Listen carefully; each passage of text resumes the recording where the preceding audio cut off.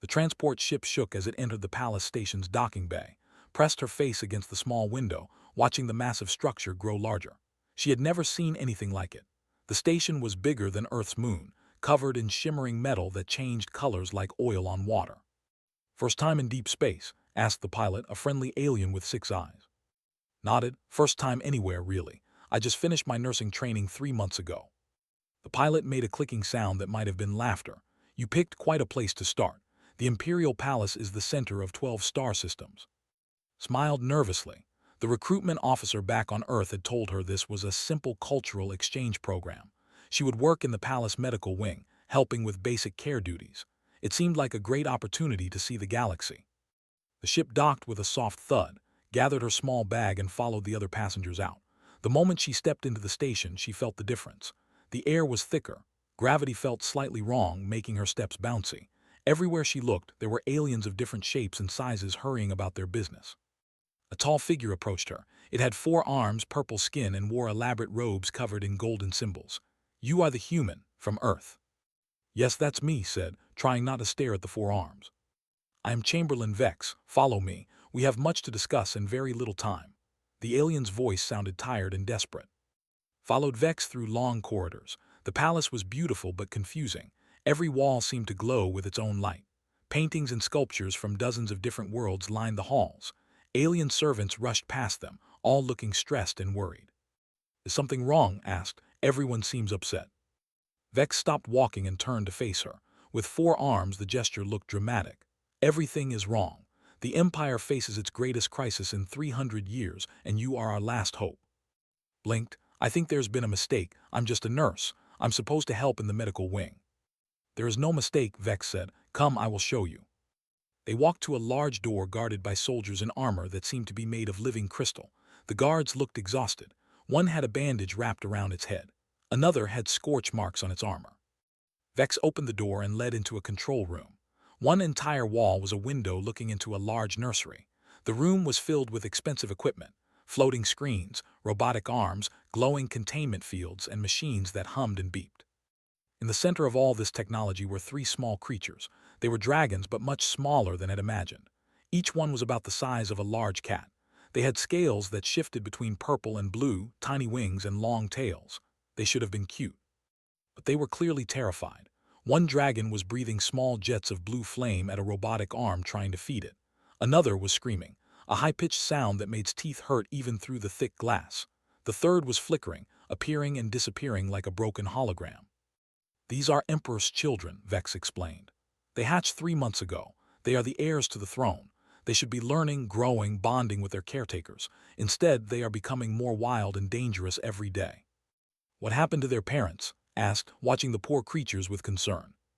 "The Emperor is too busy ruling the Empire. The Empress died during the hatching, a rare tragedy. This is normal for our species. Royal hatchlings are always raised by professional caretakers." Vex waved 1 arm at a screen showing a long list of names.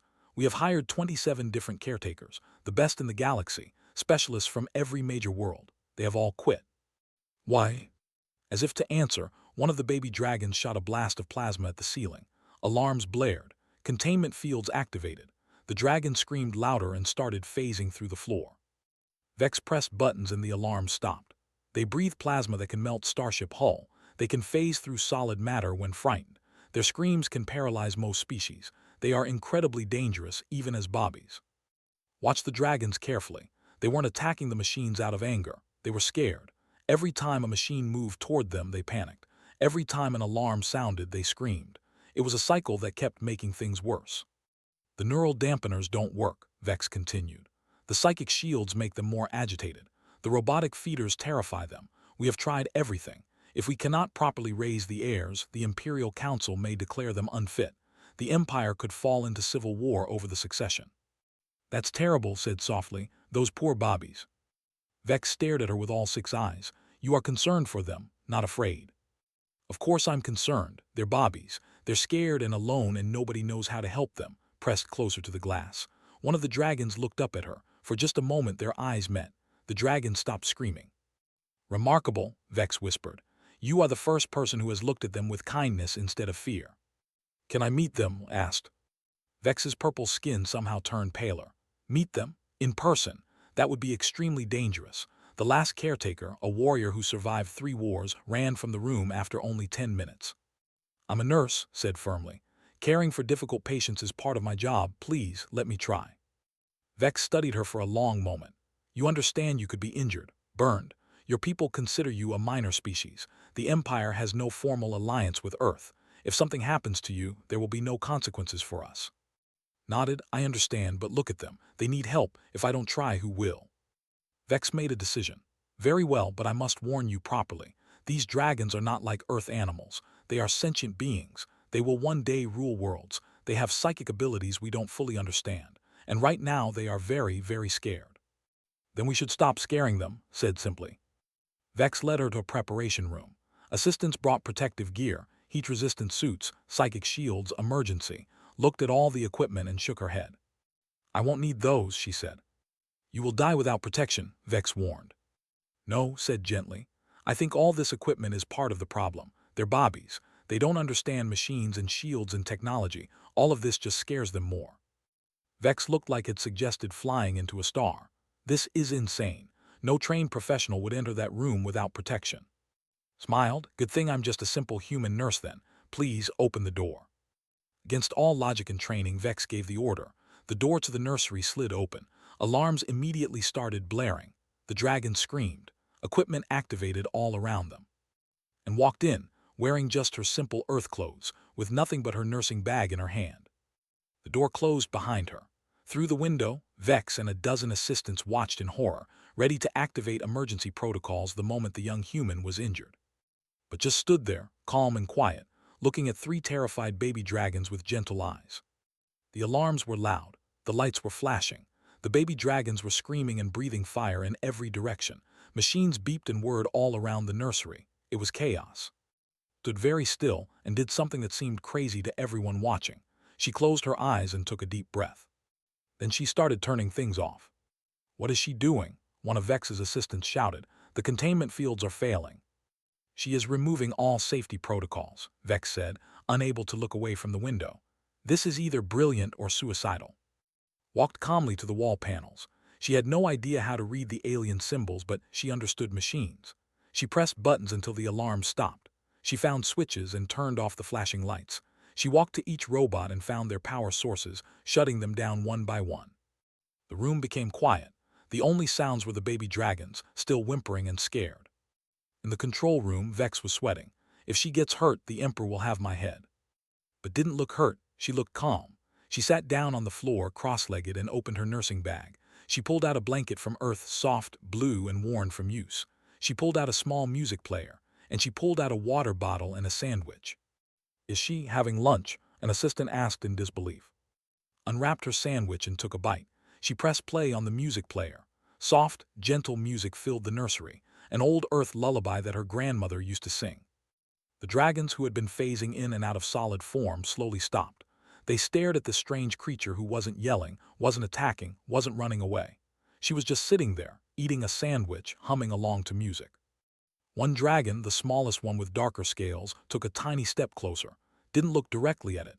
She had learned in nursing school that direct eye contact can seem threatening to scared patients. She just kept humming, kept eating, acting like the dragon wasn't even there. The dragon took another step, then another. It sniffed the air. The smell of the sandwich seemed to interest it. Slowly, very slowly, broke off a small piece of bread. She held it out on her palm, arm extended, still not looking at the dragon. "It's okay," she said softly. "I'm not going to hurt you."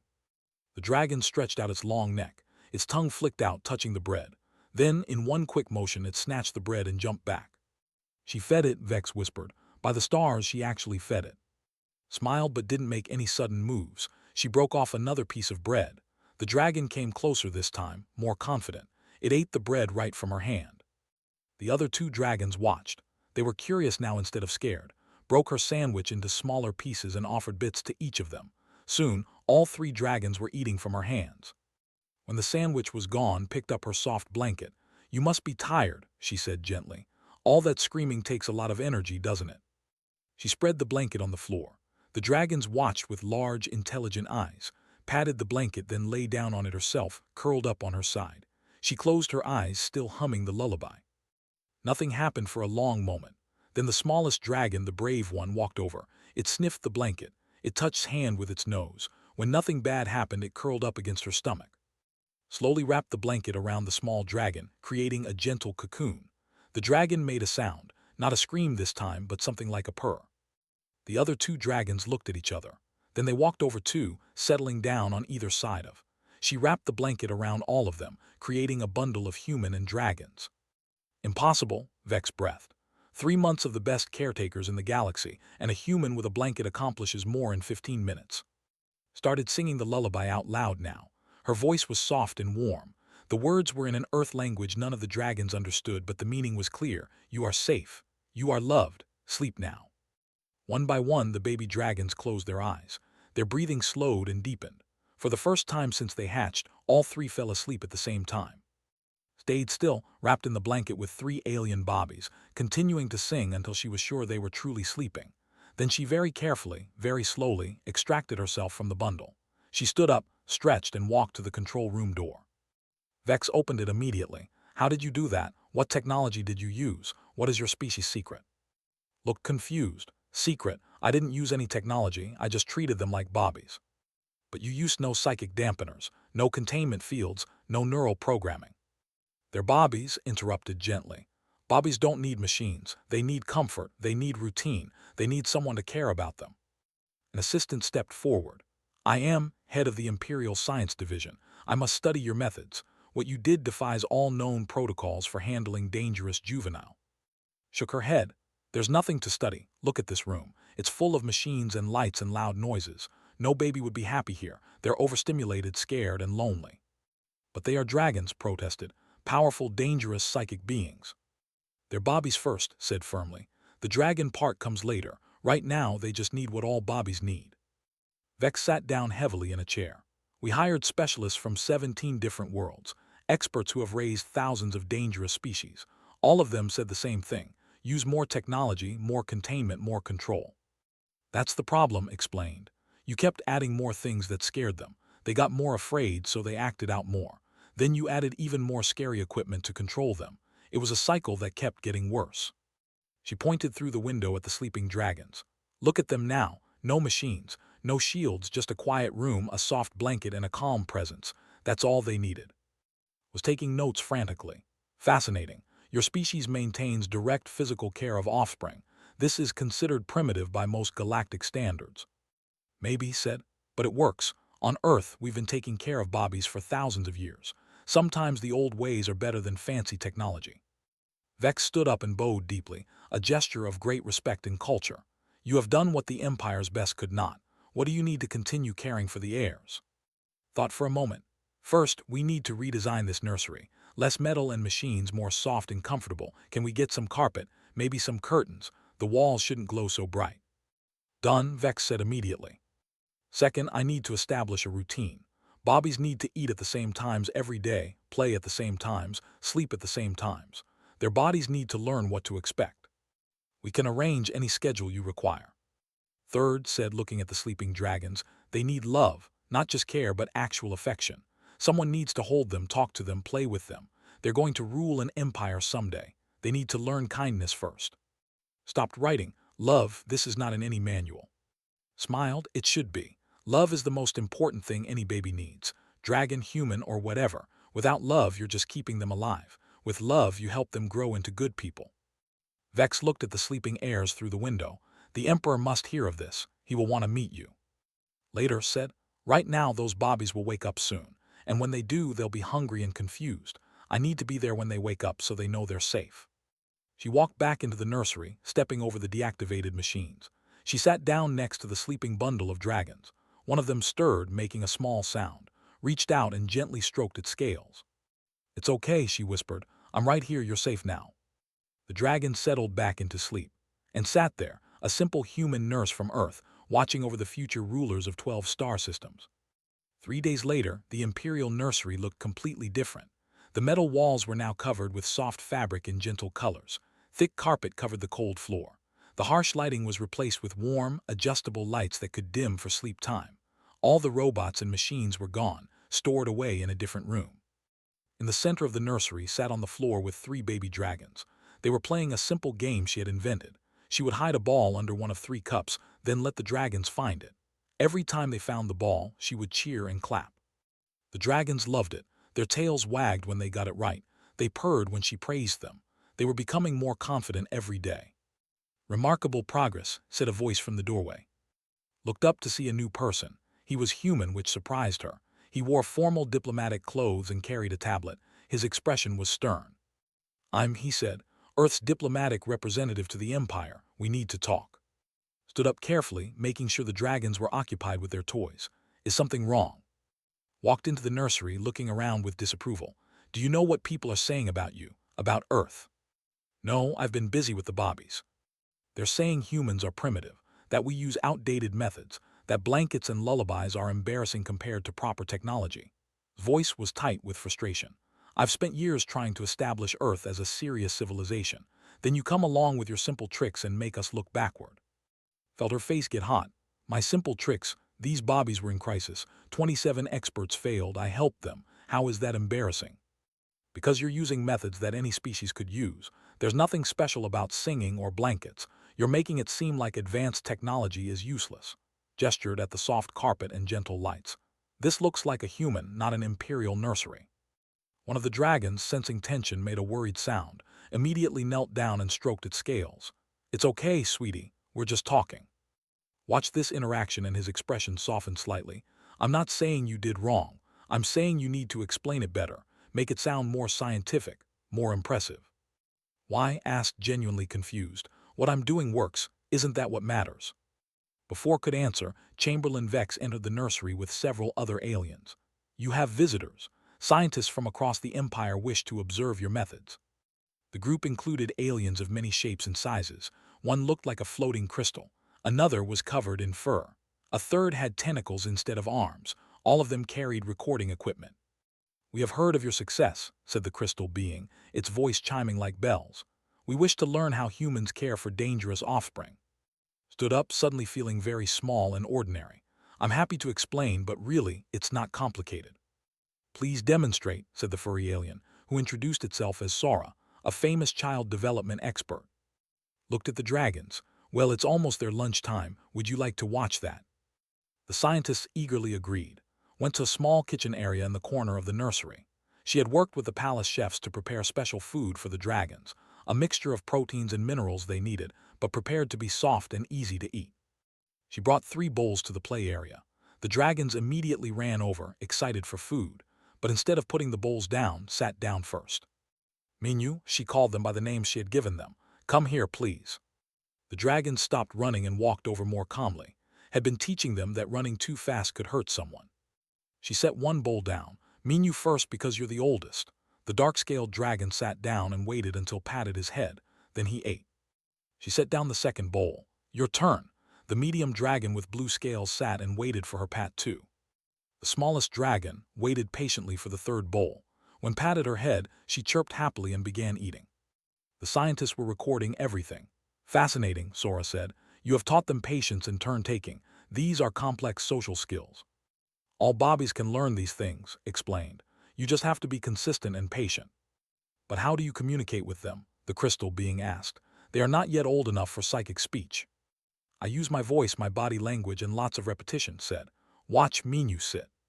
The dark dragon looked up from his bowl and sat down, tail curled around his feet. "Good boy," praised him and gave him a gentle pet. Minu purred and went back to eating. "This is basic animal training," said dismissively. "Nothing revolutionary." "Perhaps," Vex said quietly, "but it is basic animal training that works. Our experts tried to use psychic commands and neural programming. The hatchlings rejected all of it. Simple methods have achieved what advanced technology could not." After lunch, showed the scientist the afternoon routine. She dimmed the lights and brought out the special blanket. The dragons knew what this meant. They ran to their sleeping corner and waited. Spread the blanket over soft cushions. She sat down and the dragons climbed into her lap. She wrapped them in the blanket, creating what she called a dragon burrito. Then she began singing. It was an earth lullaby, simple and repetitive. The dragon's eyes started to close. "The auditory pattern creates a soothing response," the science division head spoke into his recorder. "The physical contact provides security. The dim lighting signals rest time. It is simple but perfectly designed for infant psychology." "It's just what my mom used to do for me," said softly, still singing. Within minutes, all three dragons were asleep, carefully moved them to their cushions, keeping them wrapped in the blanket. She stood up quietly and gestured for everyone to follow her out of the nursery. In the observation room, the questions began. "How did you know to dim the lights?" asked Sora. "Bright lights make it hard to sleep," answered. "Same for humans, same for dragons." "Why do you sing?" asked the crystal being. "Music is soothing. It gives them something to focus on besides their own thoughts, and my voice is familiar now, so it makes them feel safe." "The blanket serves what purpose?" asked. "It's called swaddling. The gentle pressure makes Bobbies feel secure, like they're being held. It calms their nervous system." Was taking notes now too, his earlier criticism forgot. "How did you know these methods would work on an alien species?" Smiled, "Because Bobbies are Bobbies. It doesn't matter if they're human or dragon or anything else. They have the same basic needs: food, sleep, comfort, and love. If you meet those needs, they thrive." "Love," Sora repeated thoughtfully. "Most species outsource to professionals. We use optimal nutrition, perfect environmental controls, educational programming from birth, but we have forgotten love." "Love isn't primitive," said firmly, looking at. "Love is essential. These dragons will rule an empire someday. If they grow up knowing only machines and efficiency, what kind of rulers will they be? But if they grow up knowing kindness and care, they'll treat their subjects with compassion." The room fell silent. The scientists looked at each other, understanding dawning in their various eyes and sensory organs. "She is correct," Vex said. "We focus so much on keeping the heirs alive that we forgot to help them live." "Bode 2, I apologize for calling your methods primitive. They are not primitive. They are foundational. We have built our advanced systems without the foundation of basic emotional care." "Can you teach us?" Sora asked. "Can you show other caretakers how to do what you do?" Thought about the three sleeping dragons in the next room. She thought about all the other Bobbies in the galaxy who might be raised by machines instead of loving hands. "Yes," she said. "I can teach anyone who wants to learn, but you have to understand this isn't about tricks or techniques. It's about caring. Really caring, you can't fake that. Step forward. I'll help document everything, create proper educational materials. If we're going to change how the galaxy raises children, we need to do it right." Smiled at him. "Thank you. I think Earth can be proud of this, not because we're more advanced, but because we remembered something important that others forgot." "The Emperor wishes to meet you tomorrow," Vex announced. "He wants to see his children and the human who saved them." His eyes widened. "The Emperor? I'm just a nurse. I don't know how to talk to emperors." "Talk to him the same way you talk to his children," Vex said with something that might have been a smile. "With honesty and care. That is what he needs most." That night sat in her quarters, thinking about everything that had happened. She had come to space thinking she would be a small part of something big. Instead, she had started something that might change the entire galaxy. Through her window, she could see Earth, a tiny blue dot among the stars. She thought of her mother, her grandmother, all the humans who had raised children with love and simple care for thousands of years. Maybe humanity's greatest gift to the galaxy wasn't technology or strength. Maybe it was remembering how to love. Emperor stood before the nursery window, completely still. He had been standing there for 20 minutes, just watching. Inside the nursery was playing with his three children. She was teaching them a game with colored blocks. When they stacked the blocks correctly, she would clap and cheer. When the tower fell down, she would laugh and help them start again. The dragons chirped and purred, clearly happy. "They never played before," the Emperor said quietly. His voice was deep and rumbling like distant thunder. "They only screamed and destroyed things. I thought they were broken, unfit to rule." Vex stood beside him. "They were not broken, Your Majesty, they were scared. For 3 months I could not enter this room, my own children, and I could not even look at them without pain." The Emperor's massive form seemed to shrink slightly. "I am the ruler of 12 star systems. I command armies. I make decisions that affect trillions of lives, but I could not help 3 Bobbies." "With respect, Your Majesty," Vex said carefully, "you are following the advice of experts. No one could have predicted that a simple human nurse would succeed where they failed." Inside the nursery was now reading a story to the dragons. They were curled up around her, listening intently even though they couldn't understand the Earth language. They just liked the sound of her voice. "I wish to meet her," the Emperor said, "alone." Vex looked worried. "Your Majesty, protocol requires." "No protocol," the Emperor interrupted. "No guards, no advisors, no ceremony. Just a father wanting to thank the person who saved his children." Vex bowed and went to arrange it. 10 minutes later was standing in a private chamber trying not to panic. She had changed into her nicest clothes, still simple Earth clothes but clean and neat. Her hands were shaking slightly. The door opened and Emperor entered. He was huge, at least 9 feet tall, with scales that shimmered like precious metals. His eyes were ancient and powerful. He could probably destroy her with a thought. Bowed, hoping she was doing it right. "Please sit," the Emperor said, gesturing to a chair. His voice was gentler than she expected. They sat down across from each other. For a long moment, neither spoke. "You saved my children," the Emperor finally said. "I just took care of them," replied. "Anyone could have done it. But no one did. 27 trained professionals, and none of them saw what you saw." The Emperor leaned forward. "Tell me, how did you know what they needed?" Thought carefully about her answer. "Your Majesty, when I was little, my mother worked 3 jobs. She was always tired. But every night, no matter how late she came home, she would tuck me in. She would sing to me. She would make sure I felt safe and loved." She continued. "One night I asked her why she did that when she was so tired. She said, 'Because you're not just my child. You're a person who will grow up to do important things. And I want you to remember that love is real, that kindness matters, that you are worth caring for.'" The Emperor listened intently. "Your children are going to rule an empire," said. "That's important and scary. But right now, they're just bobbies who need to know they matter. Not because they're heirs or because they're powerful, but because they're alive and every living thing deserves care." The Emperor's eyes glistened. Was shocked to realize he was crying. She had never imagined emperors could cry. "I have been a terrible father," he said softly. "I told myself they did not need me, that professionals would raise them better, that my duty was to the empire, not to them." "It's not too late," said gently. "They're still bobbies, they still need you. But I do not know how to care for them. I was raised by machines and tutors. I never learned what you know."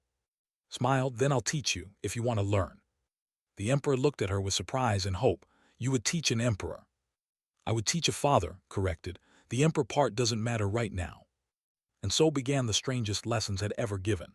Every day, Emperor would come to the nursery. At first, he just watched through the window, then convinced him to come inside. The first time the dragons saw their father, they were nervous. He was so big, so powerful. Minyu, the brave one, approached first. The Emperor knelt down, trying to make himself smaller. The dragon sniffed his hand. "What do I do?" the Emperor whispered to. "Pet him gently. Tell him he's a good boy." The Emperor, ruler of 12 star systems, reached out with a trembling hand and petted his son. "Good boy," he said, his voice cracking with emotion. Minyu purred, and came over too, wanting attention from their father. The Emperor sat on the floor, surrounded by his children, and openly wept. "I have missed so much," he said. 3 months of their lives gone. "But you're here now," said. "That's what matters." Over the following weeks, taught the Emperor everything she knew. How to feed them at the right times. How to play with them without overwhelming them. How to recognize when they were tired or scared or needed comfort. The Emperor was a quick student. He learned the lullabies, even though his deep voice made them sound different. He learned how to make the dragon burrito with the blanket. He learned that sometimes bobbies just need to be held, even if they can't explain why. One day, arrived at the nursery to find the Emperor already there. He was lying on the floor, all 3 dragons piled on top of his chest, sleeping peacefully. He had a book in one hand, an earth book about parenting that had sent him. "They slept through the night," the Emperor said proudly. "All 3 of them." Smiled. "That's wonderful, you're doing great." "I owe you everything," the Emperor said. "Name any reward and it is yours." "I've been thinking about this." She had an idea, but she was nervous to suggest it. "Actually," she said slowly, "there is something." "Anything?" "Your Majesty, there are probably thousands of bobbies across the empire being raised without proper emotional care. Machines and technology can't replace love. What if we created a program to teach people how to really care for their children?" The Emperor sat up carefully, trying not to disturb the sleeping dragons. "A program?" "Yes, training for caretakers, parents, anyone who works with children. We could teach them what I've taught you. That emotional connection is just as important as food and safety." The Emperor thought about this. The nobles would resist. Many species believe that emotional attachment to offspring is inefficient. "Then we show them the results," said. "Look at your children now compared to 3 months ago. They're happy, healthy, learning quickly and bonding with you. That's not inefficient, that's successful." A smile crossed the Emperor's face. "You think like a ruler. Very well, I will create this program, the Galactic Early Childhood Development Initiative, and you will lead it." His eyes went wide. "Lead it? Your Majesty, I'm just a nurse. I don't know how to run a galactic program." "You know the most important thing. You understand that children need love. The administrative details can be handled by others." The Emperor stood, gently moving the dragons to their cushions. I will assign you a team, can help with Earth relations, will handle the scientific documentation, Vex will manage the logistics. But this is not a request, the Emperor said, but kindly. It is a necessity. You have shown me that our entire empire has been raising children incorrectly. That must change, and you are the only one who can lead that change. Felt overwhelmed but excited. Can I make one condition? Of course. I want to train other humans to help. There are nurses and teachers on Earth who would be perfect for this. We should bring them here, let them learn, and then send them across the Empire to teach others. The Emperor nodded. I will contact Earth's government immediately. This will be a formal partnership between the Empire and humanity. Within a week, the news spread across all 12 star systems. The Emperor's dragon nurse, as they were calling, was starting a revolution in. Messages poured in from every world. Some were supportive. Others were critical, saying that emotional care was outdated and inefficient. But more and more, parents were asking for help. Stood in the nursery one evening, watching Minu and play together. They were so different from the scared, screaming Bobbies she had first met. Now they were confident, curious, and loving. A guard who had asked to become a caretaker entered the nursery. He had been one of his first students. The first training class starts tomorrow, he said. 50 caretakers from 20 different species. Are you nervous? Asked. Terrified, admitted, but also excited. If we can teach them what you taught me, think how many children we can help. Smiled. Just remember the most important lesson. Every baby deserves love. Species doesn't matter. Status doesn't matter. Love matters. Bowed and left to prepare. Alone with the dragons, thought about her mother, working those 3 jobs but still finding time to tuck her in every night. She thought about all the human parents throughout history who had cared for their children with simple love and dedication. We're going to change the galaxy, she whispered to the sleeping dragons. Not with weapons or technology, with kindness. Minu stirred in his sleep and purred, as if agreeing. 20 years had passed since first walked into the imperial nursery. The young nurse who had been terrified to meet an emperor was now known across 12 star systems as the founder of the Galactic Early Childhood Development Initiative. But today, she was back where it all started, standing in a massive ceremonial hall, watching 3 grown dragons prepare for the most important day of their lives. Minu, the eldest, was now the size of a small starship. His dark scales gleamed like polished metal. He stood tall and proud, wearing the formal robes of an heir to the throne. But when he saw, he bounded over like an excited puppy. Careful, laughed as he nuzzled her with his massive head. You're not a baby anymore, you could crush me. Sorry, Minu said, speaking now in perfect galactic common.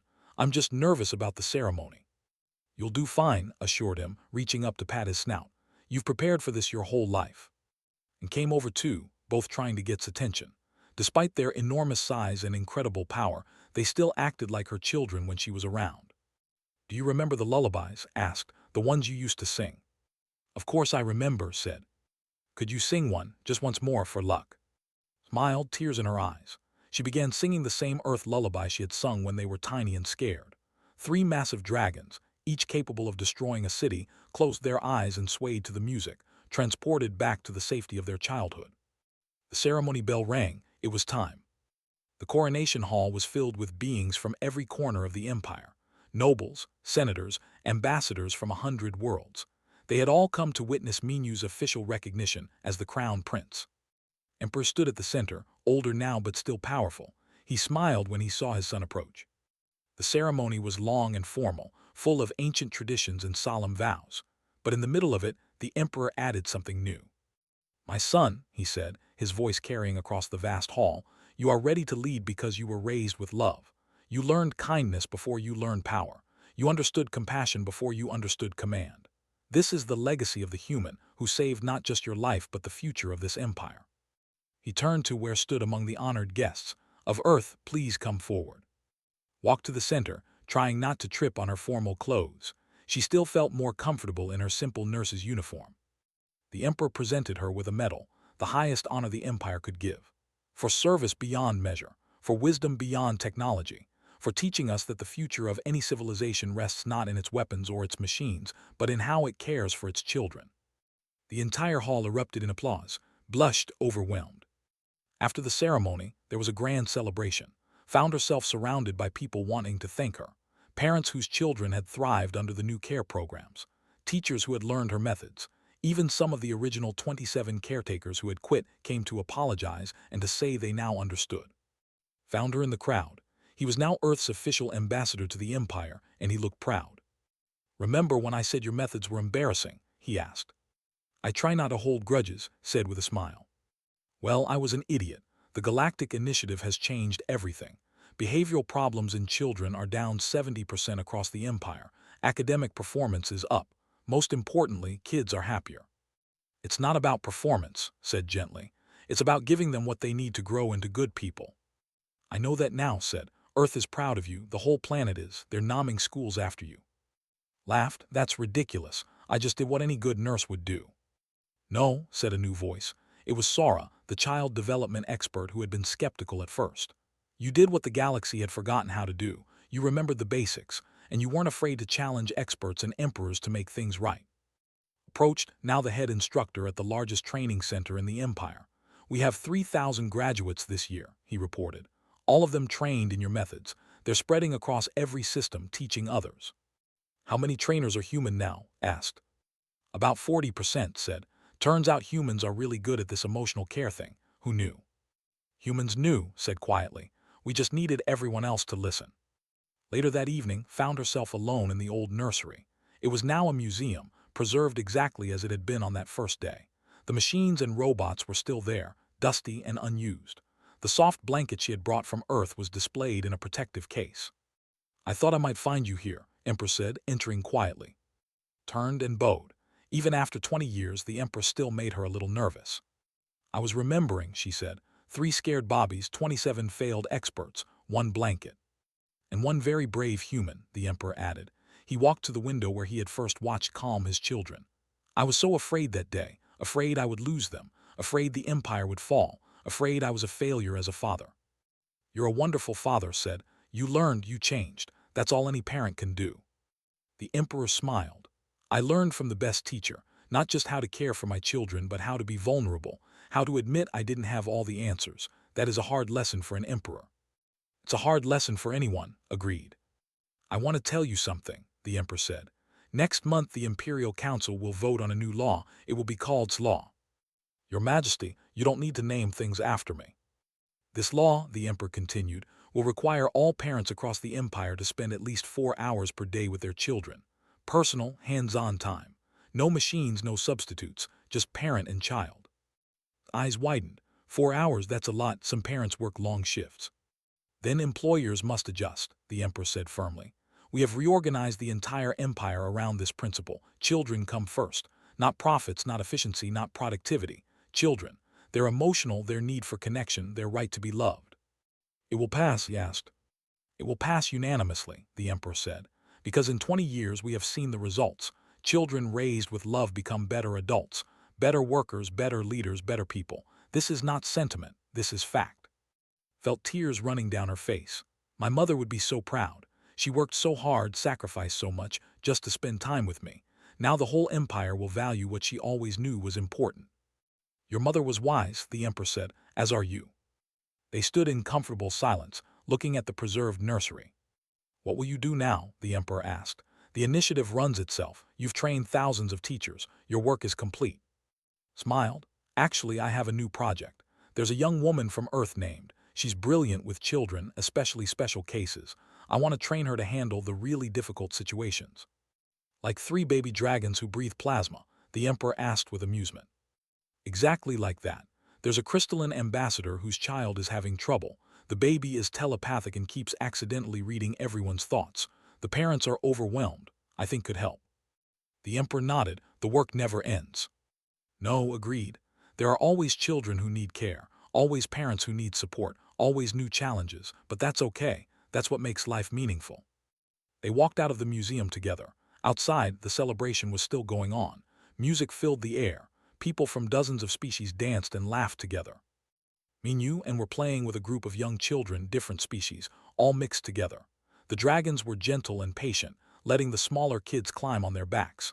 They were practicing the kindness they had learned as bobbies. "That's your legacy," the Emperor said, gesturing to the scene. "Not the programs or the laws, that. Children of different worlds playing together, learning to care for each other."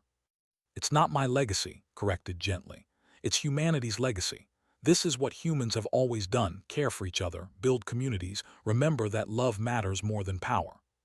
Then perhaps, the Emperor said thoughtfully, humanity is the most advanced species after all, not in technology or warfare but in the things that actually matter. Watch the children play, watch the dragons carefully protect the smaller ones, watch parents of different species share tips and stories. She thought about her journey, from a simple nurse on Earth to the founder of a galactic movement, from a scared young woman to someone who had changed the lives of billions. But she had never stopped being what she was at the core: someone who cared, someone who saw bobbies who needed help and refused to walk away, someone who believed that love was not primitive or outdated, but the most powerful force in the universe. Approached looking nervous and excited. The crystalline ambassador is here. They want to talk about their child. Then let's go help them, said with a smile. As she walked toward her next challenge, 3 dragons sang out in perfect harmony, a song they had learned from a simple earth lullaby, now transformed into something new and beautiful. The sound carried across the celebration, across the station, across the empire, a reminder that sometimes the greatest changes come not from the powerful or the advanced, but from someone brave enough to care.